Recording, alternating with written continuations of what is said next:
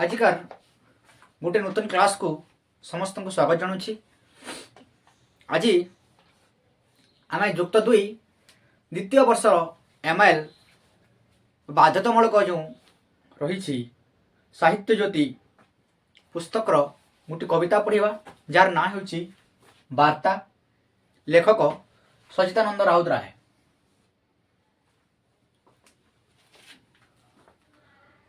कवि सची राउतराय आधुनिक ओडिया कवितार नूतन चेतनार वार्तावाहक।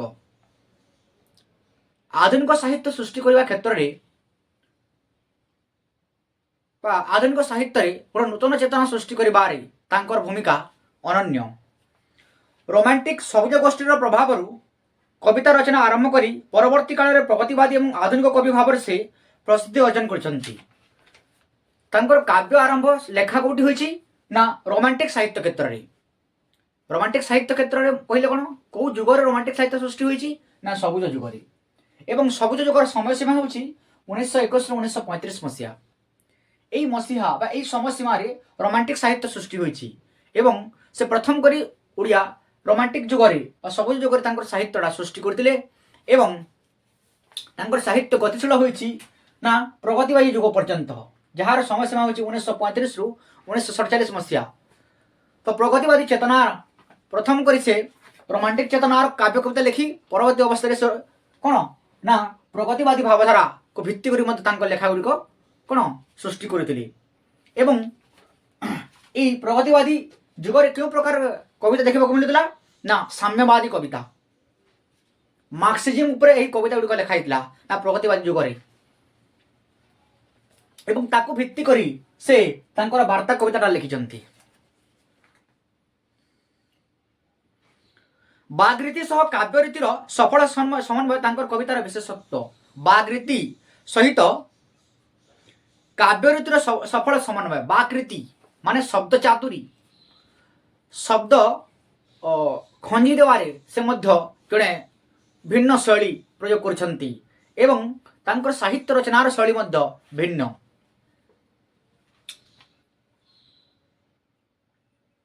पल्ली प्रकृतिर आरंभ करी साम्यवादी चेतनार रूपकार भाव में तांकर ख्याति सुदूर प्रसारी।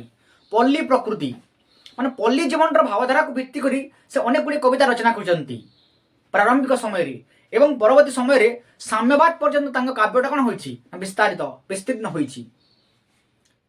पल्ली कविता को भित्ति करी प्रथम पर्याय लिखिचंती, परवर्ती समय से कौन ना साम्यवादी भावधारा को भित्ति करी अनेक गुड़ी कविता लिखिचंती। साम्यवाद कहले कौन ना समाज मध्य केमती समानता आसीबो, धरी दरिद्र उच्च नीच जो भेदभाव रोची निष्पेषित एवं दलित दलित गोष्ठी को निष्पेषित गोष्ठी को जो माने उच्च श्रेणी लोक माने निष्पेषित शोषण करुछंती हला तांग विरुद्ध रे कोन स्वर उत्तोलन करबा एवं केमिति समाज रे गोटे साम्यवाद प्रतिष्ठा हो परिबो। धनी दरिद्र उच्च नीच समस्त मध्य जाति धर्म वर्ण लिंग निर्विशेष समस्त मध्य समानता आसीबो तारे वार्ता प्रदान करे कोन साम्यवाद। विश्वयुद्ध परवर्ती जीवनबोध उपमा रूपक चित्रकल्प मित्र सफल प्रयोग तांको कविता को बेस सफल एवं जुगोपयोगी करिछि ना। विश्वयुद्ध परवर्ती जीवनबोध कहले कोन विश्वयुद्ध परवर्ती जीवनबोध कहले विश्वयुद्ध परवर्ती समय रे समाज रे लोक मानकर स्थिति केमति थिला, लोक मानकर सामाजिकता क्षेत्र रे तांकर मनोभाव कोन रहिछि ना नैराश्यवाद। विश्वयुद्ध परवर्ती समस्या मध्य रे किंबा भारत स्वाधीनता हेबा परे मध्य नैराश्यवाद देखा देछि। जेहेतु एई वार्ता कविताटी सबुज युगर समयसीमा किंबा प्रगतिवादी युगर समयसीमा मध्य सृष्टि होईछि से पर्यंत देश स्वाधीन होई नहीं। तार पूर्व समय जो समय कि ना पुंजीपति लोक मान द्वारा कौन साधारण लोक मान दलित होउतिले शोषित होउतिले हला से विरोध रे देछि। ता सहित कहले जे विश्वयुद्ध परवर्ती जीवनबोध ताको बुझाउछि जे केमिति निष्पेषित होउतिले से लोक माने एवं परवर्ती समय कौन से माने तांको अधिकार विरुद्ध लड़ी स्वाधीनता प्राप्ति कले। ता सहित शब्द चातुरी क्षेत्र में किंबा उपमा रूपक चित्रकल्प एवं मित्र सफल प्रयोग देखा मिले। तांको साहित्य कौन उपमा तुलना करवा विभिन्न जिनस से तुलना कर उपस्थापना करती। रूपक पुणी चित्रकल्पर प्रयोग देखा मिले ଏବଂ ମିତ୍ର ସଫଳ ପ୍ରୟୋଗ ମଧ୍ୟ ତାଙ୍କ କବିତାରେ ଦେଖିବାକୁ ମିଳିଥାଏ। ସାରସ୍ୱତ ରଚନା ପାଇଁ ସେ ସାହିତ୍ୟ ଏକାଡେମୀ ଏବଂ ଜ୍ଞାନପୀଠ ପୁରସ୍କାର ମଧ୍ୟ ପାଇଛନ୍ତି। ସାହିତ୍ୟ ରଚନା ପାଇଁ ସେ କ'ଣ ଜ୍ଞାନପୀଠ ପୁରସ୍କାର ମଧ୍ୟ ପାଇଛନ୍ତି ଏବଂ ସାହିତ୍ୟ ଏକାଡେମୀ ପୁରସ୍କାର ମଧ୍ୟ ସେ ପ୍ରାପ୍ତ କରିଛନ୍ତି।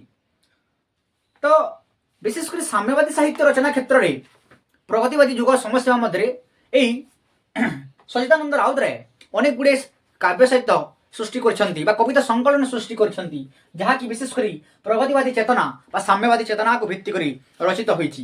ଯେମିତିକି କବିତା ପାଥେୟ, ପୂର୍ଣ୍ଣିମା, ବାଜିରାଉତ, ଅଭିଯାନ, ରକ୍ତଶିଖା ଏଭଳି ଅନେକ, ଭାନୁମତିର ଦେଶ, ପାଣ୍ଡୁଲିପି, ସ୍ୱଗତ, 1962, 1962, 1971, 1974, 1983 এটা ହେଉଛି ଗୋଟେ କବିତା ସଂକଳନ। ପୁଣି ସେ ଗୋଟେ ଉପନ୍ୟାସ ଲେଖିଛନ୍ତି ଯାହାର ନାଁ ହେଉଛି ଚିତ୍ରଗ୍ରୀବ। ଅନେକ ଗୁଡ଼ିଏ ଗଳ୍ପ ଲେଖିଛନ୍ତି, ମଶାଣିର ଫୁଲ, ମାଟିର ତାଜ, ଛାଇ, ମାଙ୍କଡ଼ ଏବଂ ଅନ୍ୟାନ୍ୟ ଗଳ୍ପ, ପ୍ରବନ୍ଧ ଲେଖିଛନ୍ତି। ଓଡ଼ିଆ ସାହିତ୍ୟରେ ମୂଲ୍ୟବୋଧ, ସାହିତ୍ୟ ବିଚାର ଏବଂ ମୂଲ୍ୟବୋଧ ଏବଂ ତାଙ୍କର ଆତ୍ମଜୀବନୀ ହେଉଛି ଉତ୍ତର କକ୍ଷ। ଆତ୍ମଜୀବନୀ ଅଟୋବାୟୋଗ୍ରାଫି ନା କ'ଣ ନା ଉତ୍ତର କକ୍ଷ। ତ ଦେଖିବାକୁ ଗଲେ ସଚ୍ଚିଦାନନ୍ଦ ରାଉତରାୟ କେବଳ କବିତା ଲେଖି ନାହାନ୍ତି, ସେ ସାହିତ୍ୟ ଅନେକ ଦିଗରେ କାର୍ଯ୍ୟ କରୁଛନ୍ତି। ତ ଏକାଧିକ କ୍ଷେତ୍ରରେ ତାଙ୍କର ପ୍ରତିଭା ବା ପାଣ୍ଡିତ୍ୟ ଆମେ ଦେଖିବାକୁ ପାଇଥାଉ। ସେ ଜଣେ କବି, ସେ ଜଣେ ଗାଳ୍ପିକ, ସେ ଜଣେ ଔପନ୍ୟାସିକ, ସେ ଜଣେ ପ୍ରାବନ୍ଧିକ, ଏଭଳି ଭାବରେ ତାଙ୍କର ବା ଆତ୍ମଜୀବନୀ ଲେଖକ ମଧ୍ୟ ସେ ଅନେକ ଗୁଡ଼ିଏ ତାଙ୍କର ଗୁଣଗଣ ପ୍ରକାଶିତ ହୋଇଛି ସାହିତ୍ୟ ପରିପ୍ରେକ୍ଷୀରେ। ତ ଆଜିକାର ଆମର ଯେଉଁ ବିଷୟ ରହିଛି ବାର୍ତ୍ତା କବିତା, ସଚ୍ଚିଦାନନ୍ଦ ରାଉତରାୟଙ୍କର କ'ଣ ନା ବାର୍ତ୍ତା କବିତା, ଯାହାକି ତାଙ୍କର ପାଣ୍ଡୁଲିପି କବିତା ସଂକଳନରୁ ସଂଗୃହୀତ ହୋଇଛି। କୋଉଠି ନା ପାଣ୍ଡୁଲିପି କବିତା ସଂକଳନରୁ ଗୃହୀତ ହୋଇଛି କୋଉଟା ଏ ବାର୍ତ୍ତା କବିତାଟି। ଏବଂ ସେଥିରେ କ'ଣ ରହିଛି ତାହା ଆମେ ସଂକ୍ଷିପ୍ତରେ ଜାଣିବା। ନା ଦାସତ୍ୱ ବନ୍ଧନରେ ନିଷ୍ପେଷିତ ମଣିଷମାନଙ୍କୁ କବି ଏଥିରେ ମୁକ୍ତିର ସ୍ୱପ୍ନ ଦେଖାଇଛନ୍ତି। ମୁକ୍ତି, ଦାସତ୍ୱ ବନ୍ଧନରେ ବାନ୍ଧି ହୋଇଥିବା ସେ ବ୍ୟକ୍ତିମାନେ କେମିତି ଭାବରେ ମୁକ୍ତି ଲାଭ କରିବେ, ସ୍ୱାଧୀନ ହେବେ, ସେ ସ୍ୱପ୍ନ ଦେଖାଇଛନ୍ତି ବାର୍ତ୍ତା ମାଧ୍ୟମରେ ବା ବାର୍ତ୍ତା କବିତା ମାଧ୍ୟମରେ। ଅତ୍ୟାଚାରିତ ମାନଙ୍କ ଠାରୁ ମୁକ୍ତି ପାଇଁ ବ୍ୟକ୍ତିକୁ ଆତ୍ମସର୍ଗ କରିବାକୁ ପଡ଼ିବ ବୋଲି କବି କହିଛନ୍ତି। ନା କ'ଣ ଅତ୍ୟାଚାରିତ ମାନଙ୍କ ଠାରୁ ଯଦି ମୁକ୍ତି ପାଇବାକୁ ହେବ ତାହେଲେ କ'ଣ କରିବାକୁ ହେବ, ଆତ୍ମସର୍ଗ, ନିଜ ଜୀବନକୁ ବଳି ଦେବାକୁ ପଡ଼ିବ। ଯୁଦ୍ଧରେ ବା ବିପ୍ଳବରେ ଆମେ ଝାସ ଦେଲା ଯାଏ ସ୍ୱାଧୀନତା ପ୍ରାପ୍ତି କରିପାରିବା, ସ୍ୱାଧୀନ ଭାବରେ ରହିପାରିବା। ଆମର ଅଧିକାର ପାଇଁ ଯଦି ଆମେ ନ ଲଢ଼ୁଛେ ତ ଆମେ ଅଧିକାର ପ୍ରାପ୍ତି କରିବା ପାଇପାରିବା ନାହିଁ। ତେଣୁକରି ଏ ବାର୍ତ୍ତା କବିତା ମାଧ୍ୟମରେ ସେ କ'ଣ ଆମେ ଆମ ନିଜର ଅଧିକାର ପ୍ରତି କେମିତି ଲଢ଼ିବା ତାହା ସେ କହୁଛନ୍ତି ବା ସଚେତନ କରୁଛନ୍ତି। ଏଇଟା ଏ ବାର୍ତ୍ତା କବିତାର କ'ଣ ସଂକ୍ଷିପ୍ତ ବିଷୟବସ୍ତୁ। ତାପରେ ଆମେ ପଦକୁ ପଦ ବିଭିନ୍ନ ଯେଉଁ ପଦ ରହିଛି ସାହିତ୍ୟ କ୍ଷେତ୍ରରେ ତାଙ୍କର ବାର୍ତ୍ତା କବିତାରେ ସେ ଜିନିଷ ପଢ଼ିବା, ଗୋଟିଏ ପରେ ଗୋଟିଏ ଆମେ ବୁଝିବା ଯେ କେଉଁ ପଦରେ କ'ଣ ବ୍ୟାଖ୍ୟା କରିଛନ୍ତି, ଯେ କେମିତି ସାଧାରଣ ଦଳିତ ନିଷ୍ପେଷିତ ବ୍ୟକ୍ତିମାନଙ୍କୁ ସେ ସମ୍ବୋଧନ କରିକି କହୁଛନ୍ତି, ହେଲା, ସମ୍ବୋଧନ କରିକି ବୁଝାଉଛନ୍ତି, ସଚେତନ କରୁଛନ୍ତି ତାଙ୍କର ବାର୍ତ୍ତା ମାଧ୍ୟମରେ। ତାଙ୍କର ଅଧିକାର ପାଇଁ ସେମାନେ କେମିତି ଲଢ଼ିବେ ସେଥିପ୍ରତି ସେ ସଜାଗ କରୁଛନ୍ତି। ସେ ଜିନିଷ ଗୁଡ଼ିକୁ ଆମେ ପଢ଼ିବା। ତ ଏଇ ବାର୍ତ୍ତା କବିତାର ପ୍ରଥମ ପଦ ନା ଶତାବ୍ଦୀର ସିଂହଦରୁ ଆସିଅଛି ଦୂତ। କ'ଣ ନା ଶତାବ୍ଦୀର ସିଂହଦରୁ ଆସିଅଛି ଦୂତ, ଆଣିଅଛି ବାର୍ତ୍ତା ଭବିଷ୍ୟତର, ଜୀବନର ସମ୍ଭାବନା ଯହିଁ ମୂର୍ତ୍ତିମାନ, ନାହିଁ ଯହିଁ ପ୍ରାଚୀର ପ୍ରାନ୍ତର। କବି କ'ଣ କହୁଛନ୍ତି, ଶତାବ୍ଦୀର ସିଂହଦରୁ ଆସିଅଛି ଦୂତ। ଦୂତ କୋଉଠି ଆସିଛି ନା ଶତାବ୍ଦୀର ସିଂହଦ୍ୱାରୁ, ମାନେ ଗୋଟେ ନୂତନ ସମୟର ଆସିଛି, ଗୋଟେ ନୂତନ ସମୟର ଆବିର୍ଭାବ ଘଟିଛି ଏବଂ ସେଇ ସମୟ ବାର୍ତ୍ତା ପ୍ରଦାନ କରୁଛି। କୋଉ ବାର୍ତ୍ତା ପ୍ରଦାନ କରୁଛି ନା ଆଣିଅଛି ବାର୍ତ୍ତା ଭବିଷ୍ୟତର ବାର୍ତ୍ତା ପ୍ରଦାନ କରୁଛି, ଯେ ଭବିଷ୍ୟତରେ କେମିତି ଆମେ ସ୍ୱାଧୀନ ହେବେ, ଆମେ ଭବିଷ୍ୟତରେ କେମିତି ଆମେ ଅଧିକାର ପାଇଁ ଲଢ଼ିବା, ସେ ବାର୍ତ୍ତା ସେ ପ୍ରଦାନ କରୁଛି। ଶତାବ୍ଦୀର ସିଂହଦରୁ ଆସିଅଛି ଦୂତ, ମାନେ ଗୋଟେ ନୂତନ ଶତାବ୍ଦୀ ସୃଷ୍ଟି ହୋଇଛି, ଗୋଟେ ନୂତନ ସମୟ ଆସିଛି, ଯେଉଁ ସମୟରେ ଆମକୁ ସଚେତନ ହେବାକୁ ଅଛି ବୋଲି ସେ କହୁଛନ୍ତି। ଏବଂ ସେ ଶତାବ୍ଦୀ କ'ଣ କରିଛି ନା ଗୋଟେ ବାର୍ତ୍ତା ନେଇକି ଆସିଛି ଦୂତ ଭାବରେ। ଶତାବ୍ଦୀର ସିଂହଦରୁ ଆସିଅଛି ଦୂତ, ଆଣିଅଛି ବାର୍ତ୍ତା ଭବିଷ୍ୟତର, ଜୀବନର ସମ୍ଭାବନା ଯହିଁ ମୂର୍ତ୍ତିମାନ। ଯହିଁରେ କ'ଣ ହେବ ନା ଜୀବନର ସମ୍ଭାବନା ମୂର୍ତ୍ତିମାନ ବା ସାକାର ରୂପ ଧାରଣ କରିବ। জীবন সম্ভাবনা কহিলে কোণ সম্ভাবনা কহিলে ভবিষ্যৎ সম্বন্ধে সংশয়যুক্ত ধারণা ভবিষ্যৎ সম্বন্ধে আমি যে সংশয় অছি যে আমি স্বাধীন ভাবে বঞ্চি পারিবা কি ନାହିଁ সে সম্ভাবনা কোণ হব না সফলকামী হব না সাকার হব বলে সে কହୁଛନ୍ତି ତାଙ୍କର কবিতা মাধ্যমে সে কହୁଛନ୍ତି যে জীবনর সম্ভাবনা যহি মূর্তিমান ନାହିଁ যহি প্রাচীর প্রান্তর নিশ্চয় ভাবে আমি যে স্বপ্ন দেখিছি আমি ভবিষ্যতের যে ধারণা অছি সম্ভাবনার ধারণা তাহা সাকার রূপ ধারণ করিব ସେଥିରେ କୌଣସି ବାଧା ବିଘ୍ନ ରହିବ ନାହିଁ ମାନେ କୌଣସି ପ୍ରାଚୀରୀ ବା ପ୍ରାନ୍ତର ବାଧା ହିଁ ଆସିବେ ନାହିଁ ମାନେ କୌଣସି ସମସ୍ୟା ଆସିବ ନାହିଁ ଆମେ ଯଦି ଲଢ଼େଇ କରିବା ଆମେ ଯଦି ବିପ୍ଳବ କରିବା ତ ନିଶ୍ଚିତ ଭାବରେ ଆମେ କ'ଣ ସ୍ୱାଧୀନ ହେଇ ବଞ୍ଚି ପାରିବା ସେ କଥାକୁ ସେ କହୁଛନ୍ତି କ'ଣ କହୁଛନ୍ତି ନା ଶତାବ୍ଦୀର ସିଂହଦ୍ୱାରରୁ ଆସିଅଛି ଦୂତ ଆଣିଛି ବାର୍ତ୍ତା ଭବିଷ୍ୟତର ଜୀବନର ସମ୍ଭାବନା ଯହିଁ ମୂର୍ତ୍ତିମାନ ନାହିଁ ଯହିଁ ପ୍ରାଚୀର ପ୍ରାନ୍ତର ବୁଝିଲା ପୁଣି ସେ ସମ୍ବୋଧନ କରି କହୁଛନ୍ତି ଜାଗ ହେ ମାନବ ଶିଶୁ ଦଳିତ ନିଷ୍ପେଷିତ ବ୍ୟକ୍ତିମାନଙ୍କୁ ସେ କ'ଣ କହୁଛନ୍ତି ଶିଶୁ ବୋଲି ସମ୍ବୋଧନ କରିଛନ୍ତି ଜାଗ ହେ ମାନବ ଶିଶୁ ଜାଗ ନରବ୍ରହ୍ମ କାହାକୁ ନରବ୍ରହ୍ମ କୁହାଯାଇଛି ସେ ପୁଣି ସମ୍ବୋଧନ କରୁଛନ୍ତି ନରବ୍ରହ୍ମ ବୋଲି କାହାକୁ ନା ସାଧାରଣ ନିଷ୍ପେଷିତ ଦଳିତ ବ୍ୟକ୍ତିମାନଙ୍କୁ ସେ ସଜାଗ କରାଉଛନ୍ତି ଯେ ଜାଗ ହେ ମାନବ ଶିଶୁ ଜାଗ ହେ ନରବ୍ରହ୍ମ ଜାଗ ଧରି ଲୌକିକର ଜ୍ଞାନ ଲୌକିକର ଜ୍ଞାନ କହିଲେ କ'ଣ ସାଧାରଣ ଜ୍ଞାନ ସାମାଜିକ ମାନବିକତାର ଜ୍ଞାନ କ'ଣ ସେ ମାନବିକତାର ଜ୍ଞାନ ଯେ ତୁମ ମଧ୍ୟରେ ମାନବିକତାର ଜ୍ଞାନ ସୃଷ୍ଟି ହେବା ଦରକାର ଯେ ତୁମେ କେମିତି ଭାବରେ ସ୍ୱାଧୀନ ହେଇପାରିବ ତୁମେ କେମିତି ଭାବରେ ବିପ୍ଳବରେ ଝାସ ଦେଇ ତୁମର ଅଧିକାର ପାଇଁ ଲଢ଼ିପାରିବ ସେଇ ଜ୍ଞାନ ଜାଗ୍ରତ ହଉ ବୋଲି ସେ କହୁଛନ୍ତି ହେଲା ତ ପୁଣି ଥରେ କହିଦେଉଛି ନା ଶତାବ୍ଦୀର ସିଂହଦ୍ୱାରରୁ ଆସୁଅଛି ଦୂତ ଆଣିଅଛି ବାର୍ତ୍ତା ଭବିଷ୍ୟତର ଜୀବନର ସମ୍ଭାବନା ଯହିଁ ମୂର୍ତ୍ତିମାନ ନାହିଁ ଯହିଁ ପ୍ରାଚୀର ପ୍ରାନ୍ତର ଜାଗ ହେ ମାନବ ଶିଶୁ ସେ ସମ୍ବୋଧନ କରି କହୁଛନ୍ତି ଜାଗ ହେ ମାନବ ଶିଶୁ ଜାଗ ନର ବ୍ରହ୍ମ ଜାଗ ଧରି ଲୌକିକର ଜ୍ଞାନ ଧରି ତମେ ଜାଗୃତ ହୁଅ ତମର ଅଧିକାର ପାଇଁ ଲଢ଼ିବା ଯେଉଁ ଜ୍ଞାନ ତମ ମଧ୍ୟରେ ରହିବା ଦରକାର ମାନବିକତାର ଜ୍ଞାନ ସେ ଅଧିକାର ପାଇଁ ଲଢ଼ିବାର ଜ୍ଞାନ ଜାଗୃତ କର ଯାହାଫଳରେ କ'ଣ କରିବ ତମେ ବିପ୍ଳବ କରିବ ଏବଂ ସ୍ୱାଧୀନ ଭାବରେ ବଞ୍ଚି ପାରିବ ପୁଣି ସେ କହୁଛନ୍ତି ଦୃଢ଼ ହୁଅ ନିୟ ପ୍ରତିଶୋଧ ଯୋଗବ୍ୟାପୀ ହୀନ ଦାସତ୍ୱର ହେ ସାଧାରଣ ଜନତା ତୁମେ ଦୃଢ଼ ହୁଅ ଦୃଢ଼ କହିଲେ କ'ଣ ଅଟଳ ହୁଅ ତୁମେ ଯେଉଁ ପଥରେ ଯାଉଛ ସେ ପଥରେ ଅଟଳ ହୁଅ ଯେଉଁ ବିପ୍ଳବର ପଥରେ ତୁମେ ଅଗ୍ରଗାମୀ ହେଉଛ ସେ ପଥରେ ତୁମେ ଅଟଳ ହୁଅ ଦୃଢ଼ ହୁଅ ରୁଢ଼ ହୁଏ କହିଲେ କ'ଣ ନା କର୍କଶ ହୁଅ ଆଉ ସେ କୋମଳ ହୃଦୟ ନେଇକି ରହ ନାହିଁ ଯଦି କୋମଳ ହୃଦୟ ନେଇକି ରହିବ କ'ଣ ସେଇ ଧନିକ ଶ୍ରେଣୀ ବା ଉଚ୍ଚ ଶ୍ରେଣୀ ବା ସମ୍ଭ୍ରାନ୍ତ ଶ୍ରେଣୀ ଲୋକମାନେ କ'ଣ ତମକୁ ଶୋଷଣ କରି ଚାଲିବେ ତ ସେମାନଙ୍କ ପ୍ରତି ତମେ କ'ଣ କେମିତି ଭାବ ପ୍ରଦର୍ଶନ କର ନା କର୍କଶ ଭାବ ପ୍ରଦର୍ଶନ କର ନା ଅଟଳ ହୁଅ ତମେ ଯେଉଁ ଲକ୍ଷ୍ୟ ପଥରେ ଅଗ୍ରଗାମୀ ହେଉଛ ତମେ କ'ଣ ଅଟଳ ହୁଅ ଦୃଢ଼ ହୁଅ ନିୟ ପ୍ରତିଶୋଧ ସେମିତି ଅଟଳ ହୋଇ ହେଲା କର୍କଶ ହୋଇ ତମେ ତମର ପ୍ରତିଶୋଧ ନିଅ ଯେଉଁମାନେ ତମକୁ ଶୋଷଣ କରୁଛନ୍ତି ତାଙ୍କ ବିରୁଦ୍ଧରେ କ'ଣ ସ୍ୱର ଉତ୍ତୋଳନ କର ଯୁଗବ୍ୟାପୀ ହୀନ ଦାସତ୍ୱର ଏଇ ଦାସତ୍ୱ ହେଉଛି କ'ଣ ଗୋଟେ ହୀନ ବୁଝୁଛି କି ନି ଏଇଟା ହେଉଛି ଗୋଟେ ହୀନ ଭାବନା ଏଇ ଦାସତ୍ୱର ମୁକ୍ତି ପାଇବା ପାଇଁ ତମେ କ'ଣ କର ନା ପ୍ରତିଶୋଧ ନିଅ ବୋଲି ସେ କହୁଛନ୍ତି ସମୟ ଆସିଛି ଆଜି ପଚାରିବା ପାଇଁ ନା ଆଜି ସମୟ ଆସିଛି ପଚାରିବା ପାଇଁ ବୋଲି ସେ କହୁଛନ୍ତି ଯେ କାହିଁକି ଆମେ ଦାସତ୍ୱ ବନ୍ଧନରେ ବାନ୍ଧି ହୋଇଛେ ସେ ପ୍ରଶ୍ନ ପଚାରିବା ପାଇଁ ଏବେ ସମୟ ଆସିଛି ବୋଲି ସେ କହୁଛନ୍ତି ସମୟ ଆସିଛି ଆଜି ପଚାରିବା ପାଇଁ ଦୀପ୍ତ କଣ୍ଠେ ହେ ମାନବ ପୁତ୍ର ସେ ସମ୍ବୋଧନ କହୁଛନ୍ତି ହେ ମାନବ ପୁତ୍ର ଦୀପ୍ତ କଣ୍ଠରେ ମାନେ ତେଜମୟ କଣ୍ଠରେ ବୁଝିବୁଛି ନା ତୋର ସ୍ୱର ଉତ୍ତୋଳନ କରି ତମେ ପଚାରିବା ଦରକାର ବୋଲି କହୁଛନ୍ତି ଯେ ତମେ କାହିଁକି এই ଦାସତ୍ୱର ବନ୍ଧନରେ ବାନ୍ଧି ହୋଇକି ରହିଛ ସମୟ ଆସିଛି ପଚାରିବା ପାଇଁ ଦୀପ୍ତ କଣ୍ଠେ ହେ ମାନବ ପୁତ୍ର ଏତେ ଦିନ ଶୃଙ୍ଖଳାଟା ଥିଲା କାହିଁ ପାଇଁ ଏତେ ଦିନ ଯେଉଁ ଶୃଙ୍ଖଳା ଯେଉଁ ବନ୍ଧନ ଏତେ ଦିନ ପାଇଁ କ'ଣ ପାଇଁ ସେ ଦାସତ୍ୱର ବନ୍ଧନରେ ଆମେ ବାନ୍ଧି ହୋଇଛେ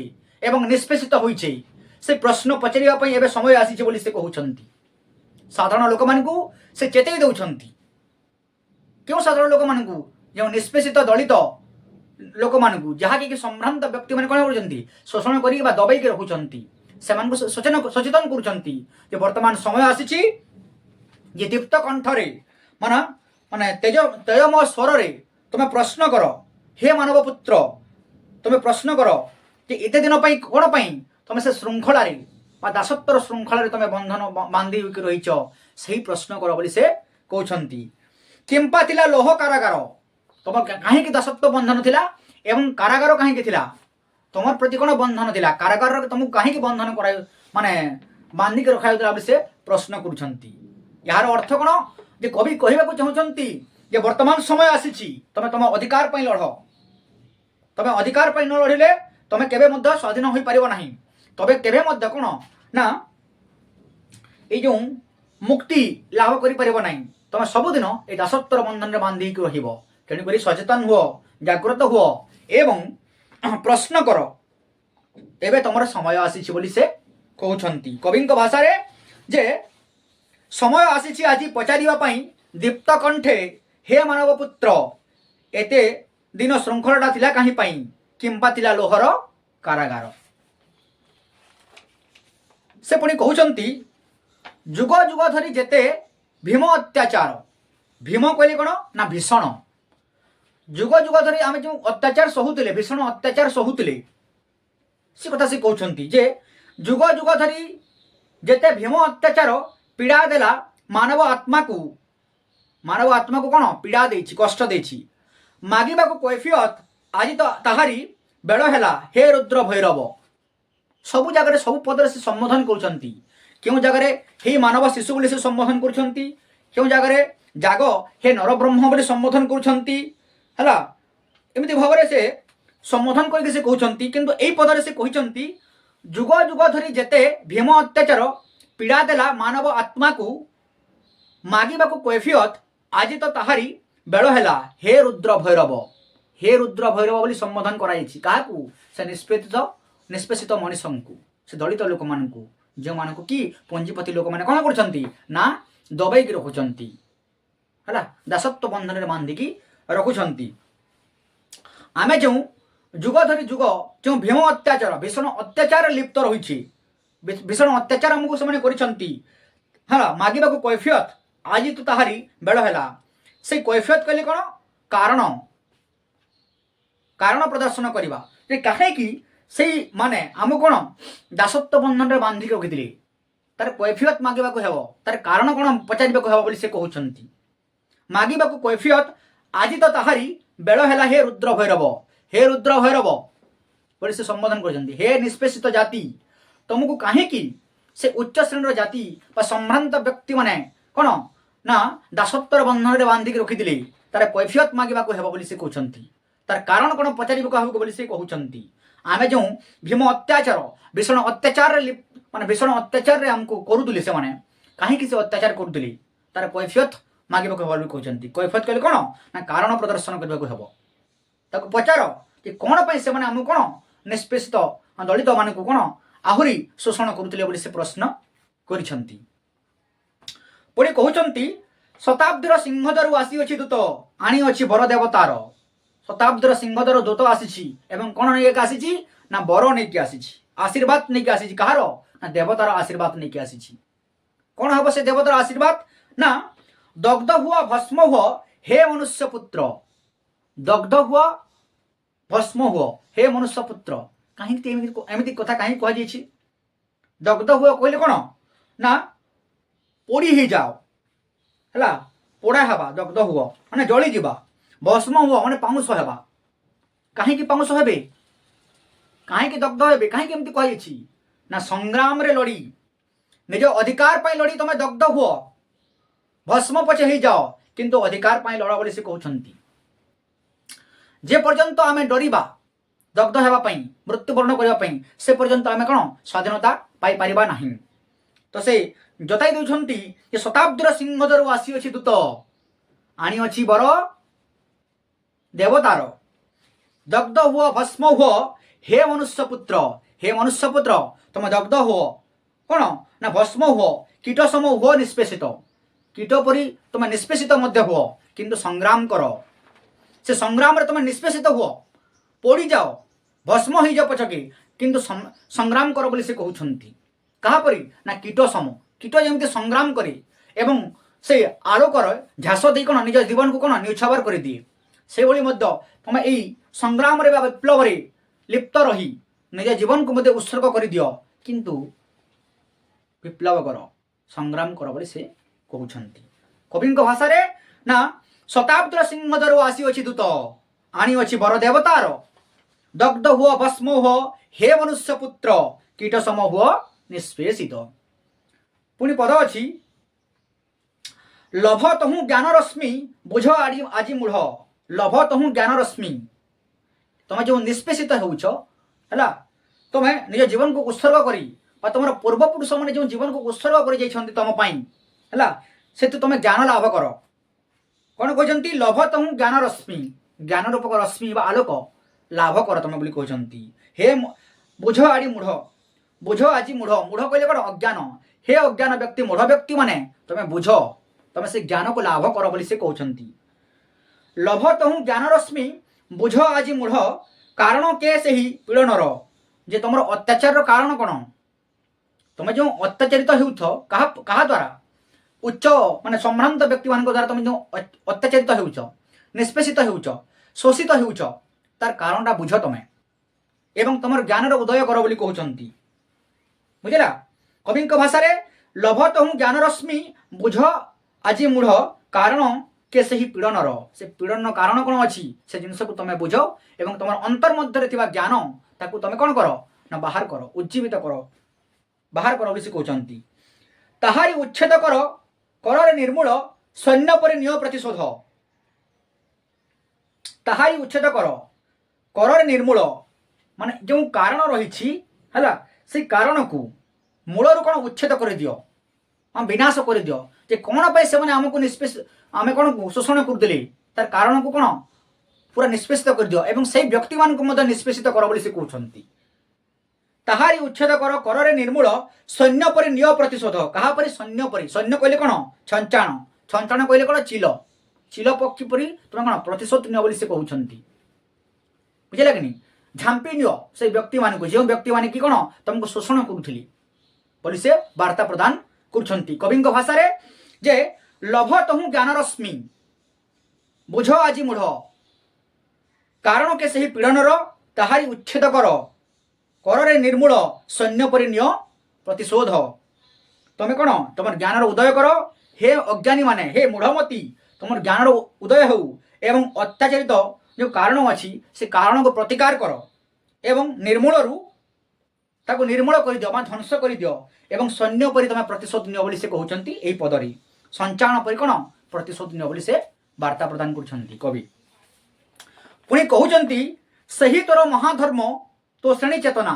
ସେହି ତୋର ମହାଧର୍ମ କହିଲେ କ'ଣ? ସଂଗ୍ରାମ କରିବା ହେଉଛି ତୋର ଧର୍ମ ହେଲା, ନିଜ ପ୍ରତି କ'ଣ ସଂଗ୍ରାମ କରିବା ତୋର ଧର୍ମ ବୋଲି ସେ କହୁଛନ୍ତି। ବିପ୍ଳବ କରିବା ହେଉଛି ତମର ଧର୍ମ, ନହେଲେ କ'ଣ ହେବ? ତମେ ନିଷ୍ପେଷିତ ପୁଣି ହେବ। ସେହି ତୋର ମହାଧର୍ମ ତୋ ଶ୍ରେଣୀ ଚେତନା। ତୋ ଶ୍ରେଣୀ ଚେତନା କହିଲେ କ'ଣ ନା ତମର ଯେଉଁ ନିଷ୍ପେଷିତ ଶ୍ରେଣୀ ଅଛ ସେଇଟା ହେଉଛି ତମର ଚେତନା। ତମେ ଜାଗୃତ ହୁଅ ଏବଂ ସଂଗ୍ରାମ କର, ତାହା ହେଉଛି ତମର ସେ ନିଷ୍ପେଷିତ ଶ୍ରେଣୀର ଚେତନା ବୋଲି ସେ କହୁଛନ୍ତି। ଭସ୍ମ ମଧ୍ୟ ଘେନ ଏହି ଦୀକ୍ଷା, ଧନ୍ୟ ହେଉ ଉତ୍ପୀଡ଼ନ। ଭସ୍ମ ମଧ୍ୟ ଯେଉଁ ପୂର୍ବପୁରୁଷମାନେ ବା ଆମର ଯେଉଁ ବୟସ୍କ ବ୍ୟକ୍ତିମାନେ ପିଢ଼ି ଯେଉଁ ରହିଛନ୍ତି, ଯେଉଁମାନେ କି ନିଜର ଅଧିକାର ପ୍ରତି ଲଢ଼ୁଛନ୍ତି, ସେ ନିଷ୍ପେଷିତ ବ୍ୟକ୍ତିମାନେ ଏବଂ ସେମାନେ ଯେମିତି ଭସ୍ମ ହୋଇଛନ୍ତି ବା ନିଜର ଜୀବନକୁ ବଳି ଦେଇଛନ୍ତି, ସେମାନଙ୍କଠାରୁ ଦୀକ୍ଷା ଗ୍ରହଣ କର ବା ଶିଖ ବୋଲି ସେ କହୁଛନ୍ତି। କ'ଣ କହୁଛନ୍ତି? ଯେ ସେହି ତୋର ମହାଧର୍ମ ତୋ ଶ୍ରେଣୀ ଚେତନା, ଭସ୍ମ ମଧ୍ୟ ଘେନ ଏହି ଦୀକ୍ଷା, ଧନ୍ୟ ହେଉ ଉତ୍ପୀଡ଼ନ। ତମର ଯେଉଁ ଉତ୍ପୀଡ଼ନ ଯେଉଁ କଷ୍ଟ ଅଛି ସେ କଷ୍ଟର ନିବାରଣ ହେଉ ବୋଲି ସେ କହୁଛନ୍ତି। ତମେ ସେମାନଙ୍କଠାରୁ ଦୀକ୍ଷା ଗ୍ରହଣ କର, ଯେଉଁମାନେ ନିଜର ଜୀବନକୁ ମଧ୍ୟ ବଳି ପ୍ରଦାନ କରିଛନ୍ତି, ବଳି ଦେଇଛନ୍ତି। କ'ଣ ପାଇଁ? ସ୍ୱାଧୀନ ପ୍ରାପ୍ତି ହେବା ପାଇଁ, ସ୍ୱାଧୀନ ଭାବରେ ବଞ୍ଚିବା ପାଇଁ, ସ୍ୱାଧୀନତା ଲାଭ କରିବା ପାଇଁ ବା ନିଜେ ସ୍ୱତନ୍ତ୍ର ଭାବରେ ବଞ୍ଚିବା ପାଇଁ ନିଜର ଜୀବନକୁ ମଧ୍ୟ ନିଛାବର କରିଦେଇଛନ୍ତି ବା ବଳି ପକାଇ ଦେଇଛନ୍ତି। ସେମାନଙ୍କଠୁ ଦୀକ୍ଷା ଗ୍ରହଣ କର ଏବଂ ଧନ୍ୟ ହେଉ ଉତ୍ପୀଡ଼ନ। ଯେଉଁ ଉତ୍ପୀଡ଼ନ ତମର ଅଛି, ଯେଉଁ କଷ୍ଟ ତମର ରହୁଛି ତାର ନିବାରଣ ହେଉ ବୋଲି ସେ ବାର୍ତ୍ତା ପ୍ରଦାନ କରୁଛନ୍ତି। ଜୟ ହେଉ ପୀଡ଼ନର। କାହାର ଜୟ ହେବ? ପୀଡ଼ନ। ତମେ ଯେଉଁ କଷ୍ଟ ପାଉଛ ତାର ଜୟ ହେଉ, ବୁଝୁଛ ନା, ଏବଂ ତମେ ଆଉ ସେ କଷ୍ଟ ପାଇବ ନାହିଁ। ଜୟ ଲଭୁ କୃଷର ସାଧନ। ଜୟ ଲଭୁ କୃଷର ସାଧନ କହିଲେ କ'ଣ? ଏ ଜାଗାରେ ଦୃଷ୍ଟାନ୍ତ ଭାବରେ ଗ୍ରହଣ କରାଯାଇଛି ଯେ ଯୀଶୁଖ୍ରୀଷ୍ଟ ଯେମିତି ଅଧର୍ମୀ ବ୍ୟକ୍ତିମାନଙ୍କୁ ସଂଗ୍ରାମ କରିବା ପାଇଁ କ'ଣ ନିଜ ଜୀବନକୁ ବଳି ଦେଇଛନ୍ତି, କୃଷ ମଧ୍ୟରେ ତାଙ୍କୁ କିଏ ସେମାନେ ଟାଙ୍ଗି ଦେଇଛନ୍ତି। ବୁଝିଲେ କି? ତ ଅଧର୍ମର ପ୍ରତିରୋଧ କରି ସେ କ'ଣ କରିଛନ୍ତି ନା ନିଜ ଜୀବନକୁ ମଧ୍ୟ ବଳି ପ୍ରଦାନ କରିଛନ୍ତି। ତ ସେମିତି ଭାବରେ ଯେଉଁ ଶୋଷିତ ବ୍ୟକ୍ତିମାନେ ଅଛନ୍ତି ସେ ଶୋଷିତ ବ୍ୟକ୍ତିମାନଙ୍କ ବିରୁଦ୍ଧରେ ସ୍ୱର ଉତ୍ତୋଳନ କରି ସଂଗ୍ରାମ କରି ତୁମେ କ'ଣ କର ନା ଝାସ ଦିଅ, ନିଜ ଜୀବନକୁ ବଳି ପକାଇ ଦିଅ, କିନ୍ତୁ ତୁମେ ଅଧିକାର ପାଇଁ ଲଢ଼। ଯାହାଫଳରେ ତୁମର ଯେଉଁ ଉତ୍ତର ପିଢ଼ି ଯେଉଁ ପର ପିଢ଼ି ଯେଉଁ ଆସିବେ ଅନ୍ତତଃ ସେମାନେ କ'ଣ ଶୃଙ୍ଖଳିତ ଭାବରେ ବଞ୍ଚିପାରିବେ, ସ୍ୱାଧୀନ ଭାବରେ ବଞ୍ଚିପାରିବେ ବୋଲି କବି ଜାଗାରେ ବାର୍ତ୍ତା ପ୍ରଦାନ କରିଛନ୍ତି। ନା କବିଙ୍କ ଭାଷାରେ କ'ଣ କୁହାଯାଇଛି ନା ସେହି ତୋର ମହାଧର୍ମ ତୋଷଣୀ ଚେତନା ଭସ୍ମ ମଧ୍ୟ ଜ୍ଞାନ ଏହି ଦୀକ୍ଷା ଧନ୍ୟ ହେଉ ଉତ୍ପୀଡ଼ନ ଜୟ ହେଉ ପୀଡ଼ନର ଜୟ ଲଭୁ କୃଷର ସାଧନ। ତ ଏଇଭଳି ଭାବରେ ସଚ୍ଚିଦାନନ୍ଦ ରାଉତରାୟ ନିଷ୍ପେଷିତ ଦଳିତ ଗୋଷ୍ଠୀଙ୍କୁ ସଚେତନ କରୁଛନ୍ତି, ଜାଗ୍ରତ କରୁଛନ୍ତି ଯେ ତୁମେ ନିଜର ଅଧିକାର ପାଇଁ ଲଢ଼, ଯାହାଫଳରେ ତୁମେ କ'ଣ ସ୍ୱାଧୀନ ଭାବରେ ଦିନେ ବଞ୍ଚିପାରିବ ଏବଂ ସଂଗ୍ରାମ କର। ହୁଏତ ସେ ସଂଗ୍ରାମରେ ତୁମର ଜୀବନ ଚାଲିଯାଉ ହେଲା, ତୁମେ ଜୀବନ ଚାଲିଯାଉ ସେ ସଂଗ୍ରାମରେ ତୁମେ ଜୀବନକୁ ଉତ୍ସର୍ଗୀକୃତ କରିଦିଅ, ତୁମର ଉତ୍ତର ପିଢ଼ି କ'ଣ ଲାଭବାନ ହୋଇପାରିବେ। ତୁମର ଯେଉଁ ଶିଶୁପୁତ୍ରମାନେ ଅଛନ୍ତି, ତୁମର ଯେଉଁ ଛୁଆ ପିଲା ଅଛନ୍ତି ସେମାନେ ମଧ୍ୟ ଏହାର ଲାଭ ପାଇପାରିବେ। ତ ନିଜେ ତୁମେ ସଂଗ୍ରାମ ପାଇଁ ଲଢ଼, ନିଜର ଅଧିକାର ପାଇଁ ଲଢ଼ ବୋଲି ସଚେତନ କରୁଛନ୍ତି ବାର୍ତ୍ତା କବିତାରେ କିଏ? ସଚ୍ଚିଦାନନ୍ଦ ରାଉତରାୟ। ତ ଏହା ହେଉଛି ଗୋଟେ ସାମ୍ୟବାଦୀ ଧର୍ମୀ କବିତା ହେଲା। ପ୍ରଗତିବାଦୀ ଯୁଗ ଚେତନାକୁ ଭିତ୍ତି କରି ଏହି ବାର୍ତ୍ତା କବିତାଟି ରଚନା କରାଯାଇଛି, ଯାହାକି ପାଣ୍ଡୁଲିପି କବିତା ସଂକଳନରୁ ଗୃହୀତ ହୋଇଛି। ଏ ପାଣ୍ଡୁଲିପି କବିତା ସଂକଳନର ଅନେକ କବିତା ଗୁଡ଼ିକ କ'ଣ ନା ସାମ୍ୟବାଦୀ ଭାବଧାରାକୁ ଭିତ୍ତି କରି ରଚନା କରାଯାଇଛି। ସମାଜ ମଧ୍ୟରେ କେମିତି ସାମ୍ୟତା ଆସିବ ସେ ଭାବଧାରାକୁ ଭିତ୍ତି କରି ପାଣ୍ଡୁଲିପି କବିତା ସଂକଳନ ସୃଷ୍ଟି ହୋଇଛି ଏବଂ ତାରି ମଧ୍ୟରେ ଗୋଟେ କବିତା ହେଉଛି କ'ଣ ବାର୍ତ୍ତା। ଏବଂ ଏହି ପାଣ୍ଡୁଲିପି କେଉଁ ଯୁଗରେ ରଚନା କରାଯାଇଛି ନା ପ୍ରଗତିବାଦୀ ସାହିତ୍ୟ ରଚନା କରାଯାଇଛି, ଯାହାର ସମୟସୀମା କୋଉଟା ନା 1935 1947 ମସିହା। ତ ଏଇଟା ହେଉଛି ତମର କ'ଣ ବାର୍ତ୍ତା କବିତା।